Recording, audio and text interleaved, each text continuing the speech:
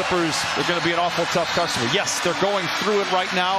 We said this when they were going in through the peak, when they were winning 9 games and they were the best team for 2.5 months at the start. After winning the tip, they look to Kawhi Leonard. Leonard spins and knocks it down for the game's first bucket.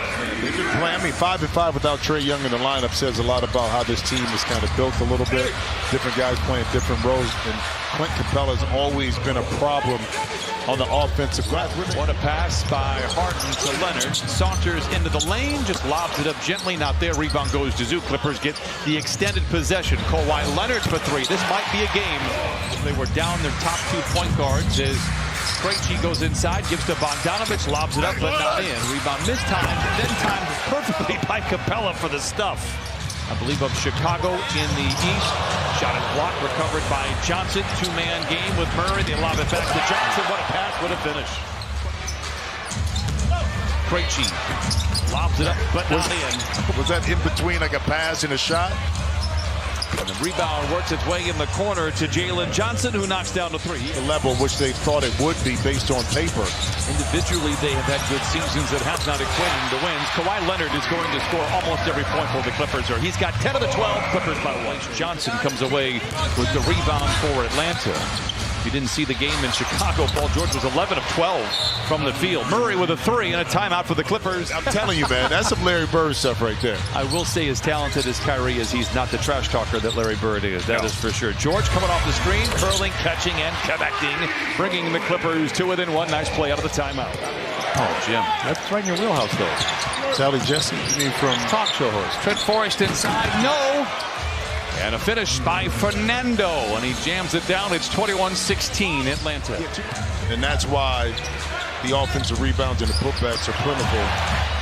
George, the runway is clear. Cocks it back and punches it in. Clippers 7 of 14, Atlanta 9 of 18. By the way, 7 made shots, 5 assists for the Clippers. Hunter inside, counted at a foul. He's talked about the influence that Kawhi had, just showing him how to work, how to be a professional. Forrest inside. They go out on the wing to Hunter for 3. It's good.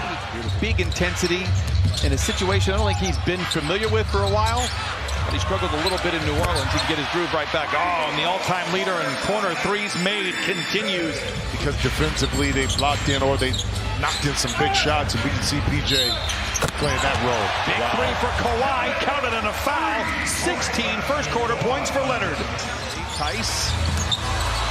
Now a turnover. Minute gone by in this first quarter. 31-29.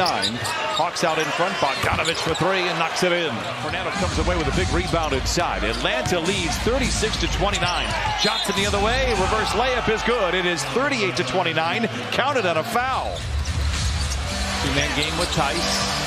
Finds an open Terrence Mann in the corner for 3. It's good. A quick 5-0 strike for the Clippers. And they cut the lead down 39-34. Hesitates on the shot. Finds Harden for a straight-on 3. Terrence, take that. I mean, you just knocked one in. And then the Clippers get torched defensively. And maybe that's a player who, like a PJ Tucker, has been out of the rotation for some time. Maybe it's one of the more trusted players with that 5, like in the Beats and Zubats. I don't think you can really predict what Tyler will do. He's from cut situations. Slow healer. Yeah, he's not putting enough vitamin E on that thing. You know what I mean? He gotta get the pill, open it up, and actually put the vitamin E on it. I do believe that sometimes the injury situation can help the team long term. Again, Plumlee went down in early November. You find Daniel Tice in Atlanta. Harden inside, blocked from behind by his one-time teammate Clint Capella in Houston. Murray the other way. Wesley Matthews had a season high against Utah, picks up where he left off, coming off the bench. How about the job that New York has done, though, with their injuries, but still able to keep pace and maintain their 4th position? I'm getting a little concerned about this now. 17-point lead for the Hawks. Leonard surrounded by defenders, and it's Capella that plucks it off the iron. Bogdanovich way too easy there. Wow, it is a 19-point lead for Atlanta. Muster up any kind of rhythm run to end this second quarter for the Clips. Capella gets it to fall. It started here tonight. That was a handle your business, that you're favored going in against a team struggling, against a team without their best players. You go up against Portland this week. Interception by George with Johnson to beat. What a move by George in the open floor. Able to lay it in. It is 61-44. Well, perhaps that's what he's dealing with right now. Driven off the line by Johnson. Then Johnson loses his footing. Harden finds an open George for three. Book it.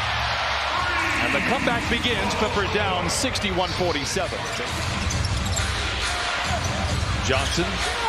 Good contest by George, but Johnson knocks down the three. Just a 34% three-point shooter on the year. He already has, as you see by the shot, very good shooting form. It's just a matter of volume and confidence. And speaking of volume and confidence, Paul George able to shake free with a fade. It's 9:15 to play in the third.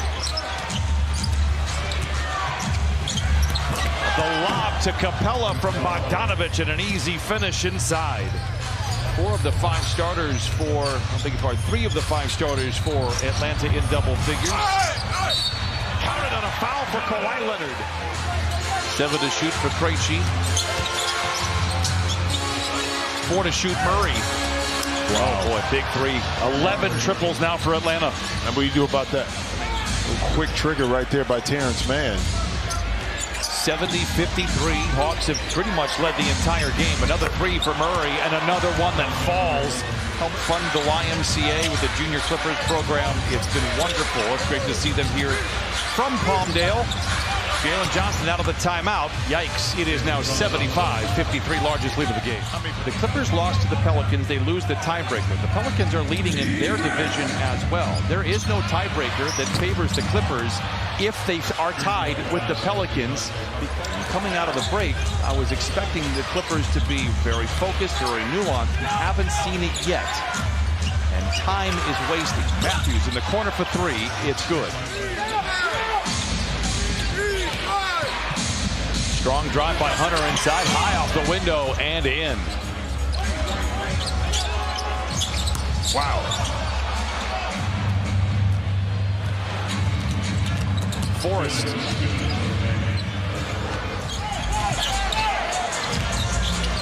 Can't shake free. Playing with it. Playing with it. It's Johnson.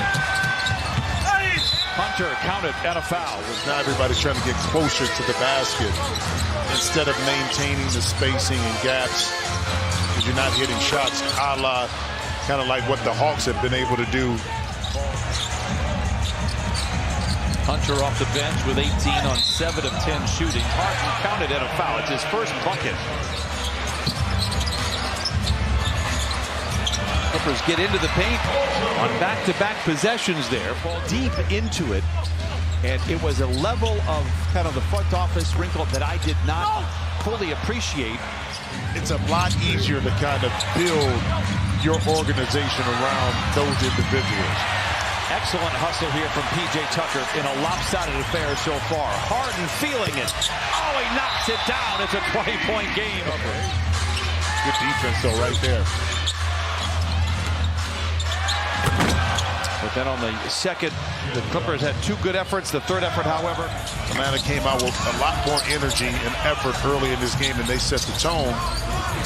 And thus far, we couldn't respond to that, only in small spurts. 9 points now for Coffee in the corner for 3. Clippers 11 of 36 from the three-point line. That's 30%. Johnson in the corner for 3, and that might be the dagger. Indeed it is. Boston off the curl, can't get it to fall. And Moon gets the rebound once again and puts it in. Like I said, I'm always a fan. I've told the story before. It's worth saying. I do believe that is a long enough runway. But as Jim pointed out, it has to start with the effort from the word go. And they'll have a chance to do it on Wednesday night in Portland. The buzzer sounds, the Hawks win.